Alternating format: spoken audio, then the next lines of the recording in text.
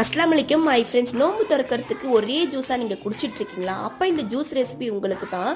பால் தண்ணி ஊற்றாத பாலை வந்து எடுத்திருக்கேன். தண்ணி ஊற்றின பாலில் வந்து மறுபடியும் தண்ணி ஊற்றக்கூடாது, தண்ணி கொஞ்சமாக சேர்த்துருக்கேன்.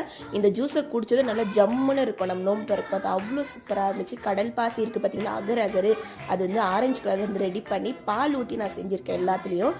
இன்னொன்று மஞ்சள் கலரில் செஞ்சுருக்கேன், இன்னொன்று ரோஸ் மில்க் லேஸாக சேர்த்துருக்கேன். செம்ம டேஸ்ட்டாக இருந்துச்சு. நோம்பு திறக்க பார்த்து அவ்வளோ டேஸ்ட்டாக இருந்துச்சு. எங்கள் வீட்டில் இருக்கவங்க பெரியவங்களாம் கேட்டாங்க, எப்படி இதை செஞ்சேன், எப்படி ஜீனி இதை செஞ்சேன்னு சொல்லிட்டு எனக்கு கேட்டாங்க. அவ்வளோ சூப்பராக இருந்துச்சு. இதை வந்து நான் பாலில் வந்து சேர்த்துருக்கேன். அந்த கடல் பாசியை கட் பண்ணி சேர்த்துருக்கேன். கொஞ்சமாக எசன்ஸ் சேர்த்துட்டு சர்க்கரை சேர்த்துட்டு பாதாம் பிஸ்னியும் சப்ஜா சீட்ஸையும் நல்லா ஊற வச்சு சேர்த்துருக்கேன். பாதாம் முந்திரியை வந்து நல்லா பொடிசாக கட் பண்ணி சேர்த்துட்டு நல்லா மிக்ஸ் பண்ணி விட்டுருங்க. அதுக்கப்புறமேட்டு வந்து ஐஸ் கட்டியை சேர்த்துருங்க. ஏன்னா சர்க்கரை வந்து ஐஸ் கட்டி கூட சேர்த்தனா கரையாது. அதனால் கடைசியாக வந்து ஐஸ் கட்டியை சேர்த்துட்டு நோம்பு திறக்க பார்த்து குடிச்சு பார்த்தா அப்படி இருந்துச்சு. நீங்கள் செஞ்சு பாருங்கள்.